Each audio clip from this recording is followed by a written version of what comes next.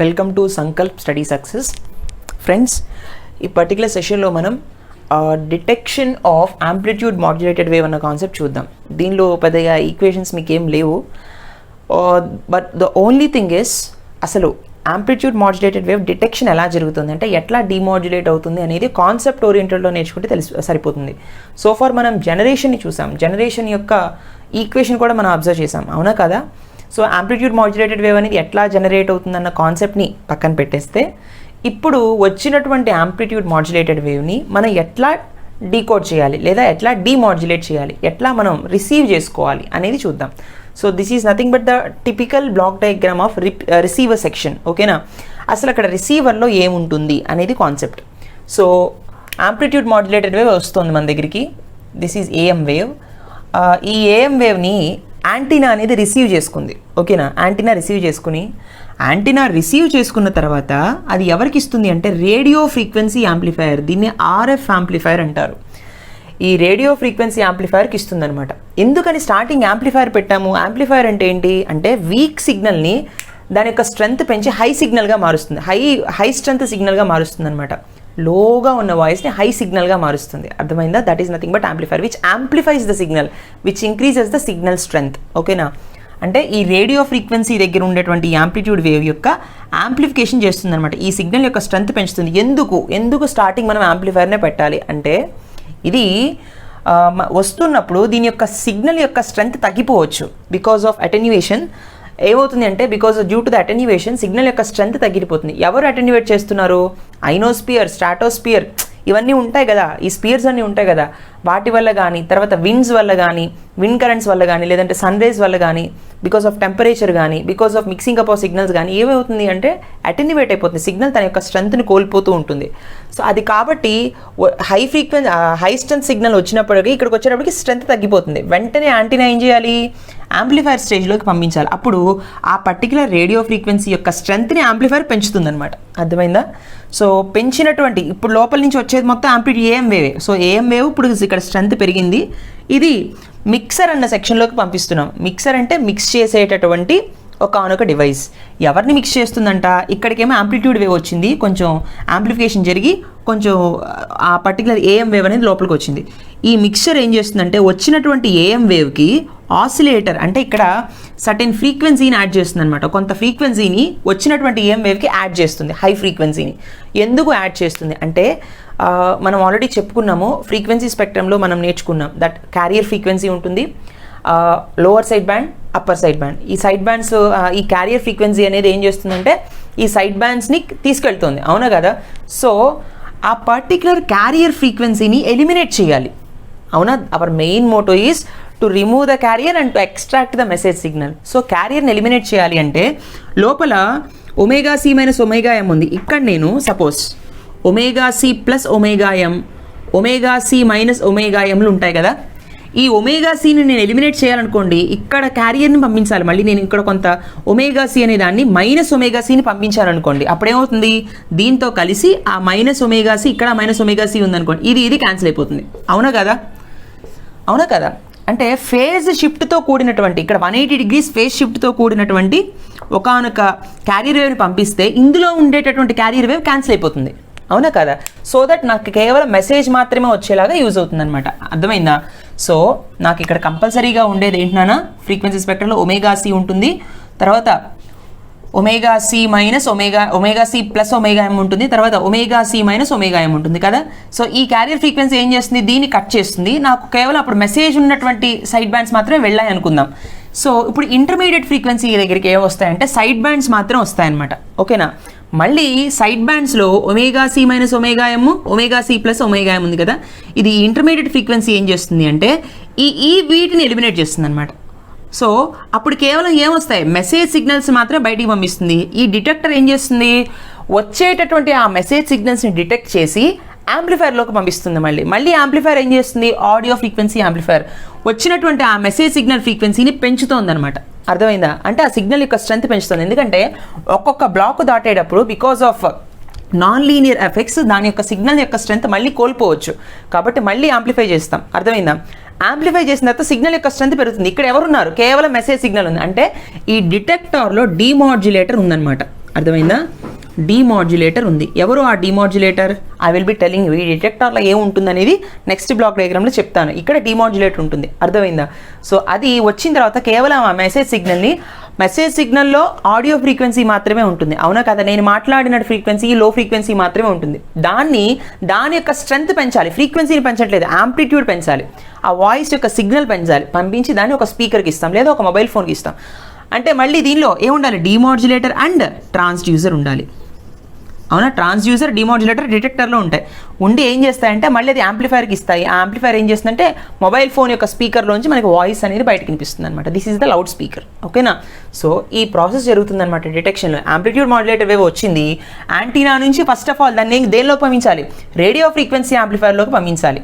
చూసారా, ఇది RF amplifier, ఇదేమో ఆడియో ఫ్రీక్వెన్సీ యాంప్లిఫైర్. ఎందుకని అంటే ఇక్కడ వచ్చేదేమో radio frequency, high frequency wave వస్తుంది, అవునా కదా? Audio frequency is low frequency.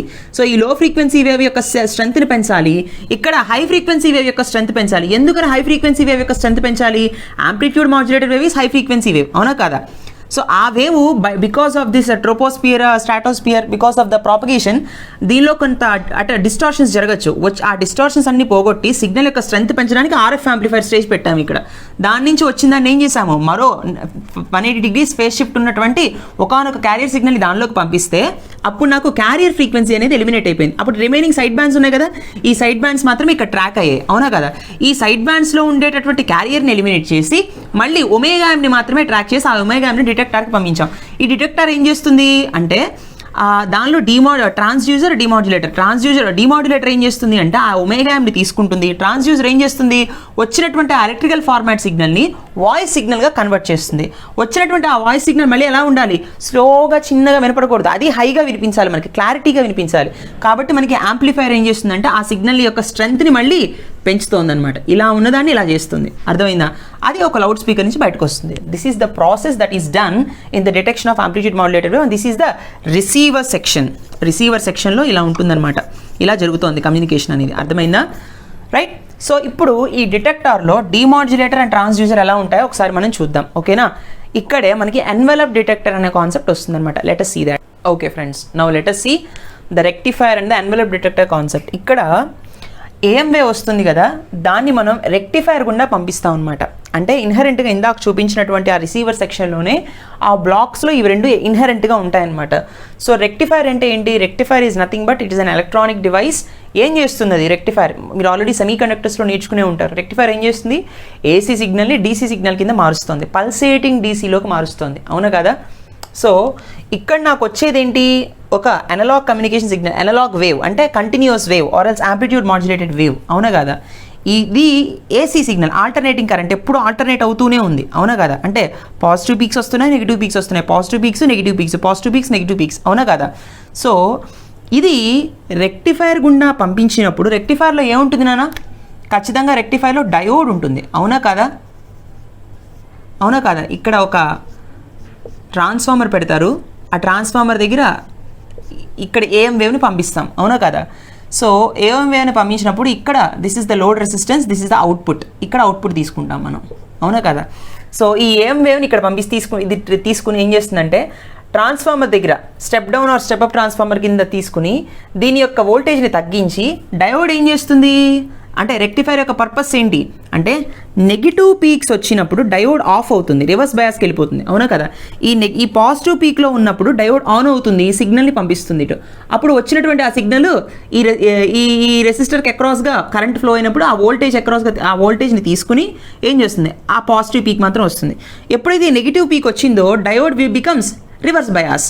Diode reverse bias అయిందనుకోండి ఏమవుతుంది? కరెంట్ని ఆఫ్ స్విచ్ కింద యాక్ట్ చేస్తుంది. స్విచ్ ఆఫ్ అయిపోయినట్టు డయోడ్ రివర్స్ బయాస్ అయితే కరెంట్ ఇంకా వెళ్ళదు. అప్పుడు ఈ పీక్ అనేది మాయమైపోతుంది, అవునా కదా? ఇక్కడ పీక్ ప్రొడ్యూస్ అయిందా? అవ్వలేదు. మళ్ళీ పాజిటివ్ పీక్ ఎప్పుడైతే వెళ్ళిందో diode is again forward bias and current అంటే మళ్ళీ కరెంట్ జనరేట్ అవుతుంది, మళ్ళీ ఆ వోల్టేజ్ తీసుకుంటుంది, మళ్ళీ సెకండ్ పీక్ వస్తుంది.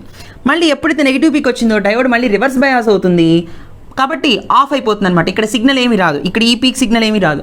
మళ్ళీ ఎప్పుడైతే పాజిటివ్కి వెళ్ళిందో మళ్ళీ డయోడ్ ఫార్వర్డ్ బయాస్ అవుతుంది, మళ్ళీ కరెంట్ ఫ్లో అవుతుంది, మళ్ళీ ఆ సిగ్నల్ వస్తుంది. అంటే ఫైనల్గా ఇక్కడ ఏం చెప్పొచ్చానంటే రెక్టిఫైర్ ఏం చేస్తుందంటే ఇక్కడ వచ్చేటటువంటి ఈ సిగ్నల్ మొత్తంలో నెగిటివ్ పీక్ సిగ్నల్ని ఎలిమినేట్ చేసేసి కేవలం పాజిటివ్ పీక్ సిగ్నల్ని మాత్రమే ఇస్తుంది. దీన్ని ఏసీ అన్నాం అనుకోండి, దీన్ని పల్సేటింగ్ డీసీ అనాలి. Pulsating DC. ఇది డైరెక్ట్ కరెంటే, కానీ పల్సేటింగ్ డీసీ అని ఎందుకన్నాము అంటే ఇది ఒకటి గుర్తుపెట్టుకోండి అన్న, ఇలా ఉంటే డీసీ డైరెక్ట్ కరెంట్, రైట్? ఇలా ఉందనుకోండి, దిస్ ఈజ్ పల్సేటింగ్ డీసీ. అర్థమైందా? అంటే ఇంకా లేదు, ఇంకా కొంచెం వేరీ అవుతుంది. వేరీ అవుతున్న అది పాజిటివ్ పీక్లోనే ఉంది, ఇక్కడ నెగిటివ్ పీక్స్లో లేవు, నెగిటివిటీ లేదు దానిలో, ఎస్ ఓనో. కాబట్టి దీన్ని పల్సేటింగ్ డీసీ అంటాం. దీనిలో మన మెసేజ్ ఎక్కడుంది అసలు? ఇక్కడ ఉంది మన మెసేజ్. ఈ షేప్ మన మెసేజ్, అవునా కదా? This is our message shape, this is the carrier signal. ఈ క్యారియర్ సిగ్నల్ యొక్క పైన ఈ షేప్ ఏదైతే ఉందో ఆ షేప్ని ట్రాక్ చేయాలి. ఎందుకంటే యాంప్లిట్యూడ్ వేరియేషన్స్లో మనం మెసేజ్ని పెట్టాం, అవునా కదా? సో ఈ యాంప్లిట్యూడ్ వేరియేషన్స్ ఏమున్నాయో ఇక్కడ ఉంది ఈ మెసేజ్. ఈ మెసేజ్ని ట్రాక్ చేయాలి నేను, అంటే దీని యొక్క ఎన్వలప్ అంటాం అనమాట, దీని యొక్క పై భాగం. ఆ పై భాగం యొక్క దాన్ని తీయాలి బయటికి. ఎవరు తీస్తారంటే ఎన్వలప్ డిటెక్టర్. ఈ ఎన్వలప్ని డిటెక్ట్ చేస్తుంది అనమాట. ఈ ఎన్వలప్ని ఓకే వచ్చేటటువంటి ఆ పల్సేటింగ్ డీసీ యొక్క పైన షేప్ ఎట్లా ఉంది అనేది ఇది డిటెక్ట్ చేస్తుంది అనమాట. డిటెక్ట్ చేసి ఈ షేప్ని అవుట్పుట్ కింద ఇస్తుంది మనకి. అర్థమైందా? ఈ క్యారియర్ మొత్తాన్ని ఎలిమినేట్ చేసేసి ఆ క్యారియర్ యొక్క యాంప్లిట్యూడ్ వేరియేషన్స్ ఏవైతే ఉన్నాయో వాటిని ప్రొడ్యూస్ చేస్తుంది అవుట్పుట్ కింద, రైట్? ఎప్పుడైతే మనకి స్టార్టింగ్లో మన ట్రాన్స్మిటెడ్ సెక్షన్లో సిగ్నల్ మనకి ఇలాగే ఉంది కదా, నేను ఏం చేశాను, ట్రాన్స్మిటెడ్ సెక్షన్లో ఇలాంటి సిగ్నలే పంపించాను. సో ఆ సిగ్నలే ఇక్కడ జనరేట్ అయింది, అవునా కదా? ఆ సిగ్నల్ కింద ఎన్వలప్ డిటెక్టర్లో అవుట్పుట్ కింద వచ్చిన తర్వాత ఏం చేస్తారంటే ఈ సిగ్నల్ ఎలక్ట్రికల్ ఫార్మాట్లో ఉంది. ఇప్పుడు ఇది M(t), అవునా కదా? ఇప్పుడు ఈ ఎలక్ట్రికల్ ఫార్మాట్లో ఉన్న సిగ్నల్ ఏం చేయాలి? వాయిస్లా మార్చాలి. ఎవరు మారుస్తారు అంటే ట్రాన్స్డ్యూసర్, ఓకేనా? ఈ ట్రాన్స్డ్యూసర్ అనేది మారుస్తుంది అనమాట. ఈ ట్రాన్స్డ్యూసర్ ఎక్కడ ఉంటుందంటే మళ్ళీ మన మొబైల్ ఫోన్లోనే, మన లౌడ్ స్పీకర్లోనే, రైట్? వచ్చేటటువంటి ఆ ఎలక్ట్రికల్ సిగ్నల్ని ఈ ట్రాన్స్డ్యూసర్ ఏం చేస్తుంది అంటే వాయిస్ కింద కన్వర్ట్ చేసి మనకి అవుట్పుట్ ఇస్తుంది అనమాట. అది కూడా ఇక్కడ ఎన్వలప్ డిటెక్టర్ తర్వాత ట్రాన్స్డ్యూసర్ ఉంటుంది, అది ఈ ఎలక్ట్రికల్ ఫార్మాట్లో ఉన్న సిగ్నల్ని వాయిస్ సిగ్నల్ కింద మార్చి అవుట్పుట్ జనరేట్ చేస్తుంది అనమాట. అర్థమైందా? So this is a very very important detector model. So ఖచ్చితంగా ఫస్ట్ రెక్టిఫైర్ పెడతాము. రెక్టిఫైర్ ఉంటుంది ఖచ్చితంగా. రెక్టిఫైర్ ఏం చేస్తుందంటే వచ్చేటటువంటి ఈ సిగ్నల్ మొత్తంలో యాంప్లిట్యూడ్ మాడ్యులేటెడ్ వేవ్లో పల్సేటింగ్ డీసీని కన్వర్ట్ చేస్తుంది అనమాట, ఏసీని, రైట్? ఎన్వలప్ డిటెక్టర్ ఏం చేస్తుంది? వచ్చినటువంటి ఆ పల్సేటింగ్ డీసీలో ఉండేటటువంటి ఆ ఎన్వలప్ ఏదైతే ఉందో దాన్ని డిటెక్ట్ చేస్తుంది అనమాట. ఈ క్యారియర్ మొత్తాన్ని తీసేసి క్యారియర్ యొక్క యాంప్లిట్యూడ్ వేరియేషన్స్ని మాత్రమే అవుట్పుట్ కింద చూపిస్తుంది మనకి. దాన్ని ట్రాన్స్డ్యూసర్ ఏం చేస్తుంది? వచ్చినటువంటి ఎలక్ట్రికల్ ఫార్మాట్లో ఉన్న దాన్ని వాయిస్ సిగ్నల్ కింద కన్వర్ట్ చేసి అవుట్పుట్ని జనరేట్ చేస్తుంది అనమాట. అర్థమైందా? This is what exactly happens in the detection of amplitude modulated wave. అర్థమైందా? So these are very important నాన్న. ఇది మీకు రెక్టిఫైర్ గురించి మీకు సెమీ కండక్టర్లో వస్తుంది, కానీ ఎన్వలప్ డిటెక్టర్ ఎట్లా ఉంటుంది అన్నది మీరు ఇంజనీరింగ్లో కమ్యూనికేషన్ సిస్టమ్స్లో నేర్చుకుంటారు. అర్థమైందా? So I hope you enjoy this lecture. Please do like, comment and share. Don't forget to subscribe. If you have any doubt, post in the Telegram section. Thank you so much for watching. Let us solve few problems regarding the power calculations in the next session. Take care. See you. Bye.